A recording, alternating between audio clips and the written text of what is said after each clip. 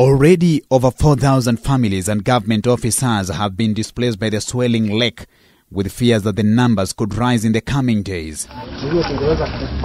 This emerged when Rift Valley Regional Commissioner George Natembeya toured various development projects in Naivasha. He termed the situation in Kehoto as serious, adding that plans were underway to assist the affected families with food and other non-food items.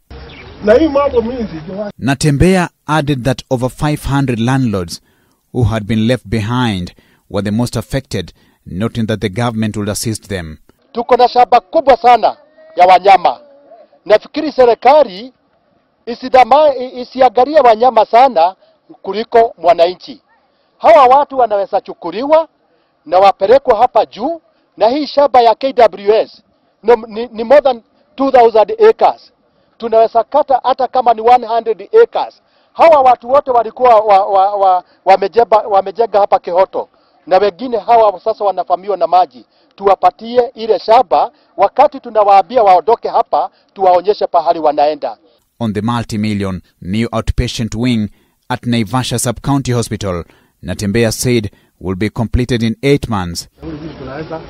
Natembeya at the same time put on notice contractors involved in government projects, warning that they will not entertain delay. This project committed to ensure that we visit all projects that are being undertaken for the national government, and to ensure that they are going to be completed in good time, because at the end of the day, our people must get value for money.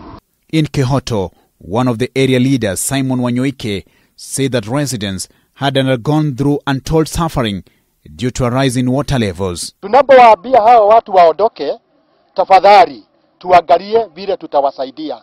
Sababu grupu kubwa sana ya hawa watu, wengine wamegojeka, wamepatwa na depression sababu ya zile shida wako nazo.